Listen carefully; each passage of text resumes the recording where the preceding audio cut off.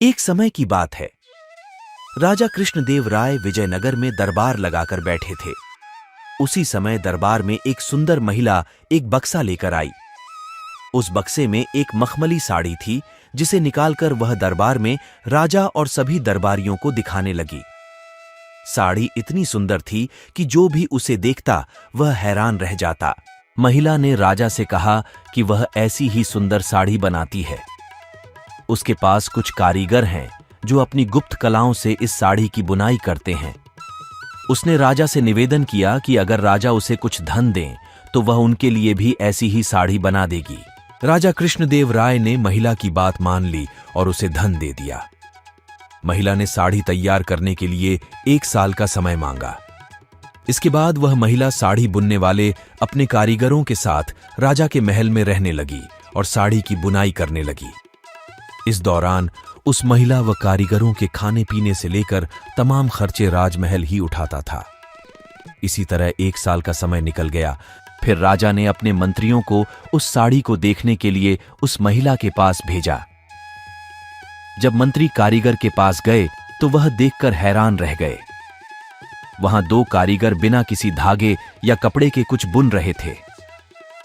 महिला ने बताया कि उसके कारीगर राजा के लिए साड़ी बुन रहे हैं, लेकिन मंत्रियों ने बताया कि उन्हें कोई साड़ी दिखाई नहीं दे रही है। इस पर उस महिला ने कहा कि यह साड़ी सिर्फ वही लोग देख सकते हैं जिनका मन साफ हो और जीवन में उन्होंने कोई पाप न किया हो। महिला की यह बात सुनकर राजा के मंत्री परेशान हो गए। उन्होंने बहाना बनाते हुए उस महिला से कहा कि उन्होंने वह साड़ी देख ली है और वो वहां से चले गए। राजा के पास वापस आकर उन्होंने कहा कि वह साड़ी बहुत ही सुंदर है। राजा इस बात से काफी खुश हुए। अगले दिन उन्होंने उस महिला को वह साड़ी लेकर दरबार में हाजिर होने का आदेश दिया। वह महिला एक बक्सा लिए हुए अपने कारीगरों के साथ अगले दिन दरबार में आ गई। उसने दरबार में बक्सा खोला और सबको साड़ी दिखाने लगी। दरबार में बैठे सभी लोग बहुत हैरान थे, क्योंकि राजा समेत किसी भी दरबारी को कोई साड़ी नहीं दिखाई दे रही थी।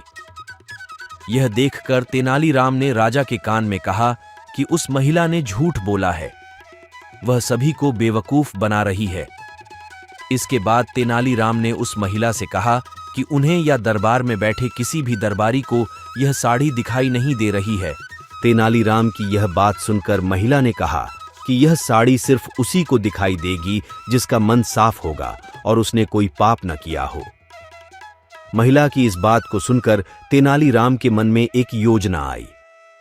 उन्होंने उस महिला से कहा, राजा चाहते हैं कि तुम खुद उस साड़ी को पहनकर दरबार में आओ और सभी को वह साड़ी दिखाओ। तेनालीराम की यह बात सुनकर वह महिला राजा के सामने माफी मांगने लगी। उसने राजा को सब सच सच बता दिया कि उसने कोई साड़ी नहीं बनाई है, वह सबको मूर्ख बना रही थी। महिला की बात सुनकर राजा को बहुत गुस्सा आया।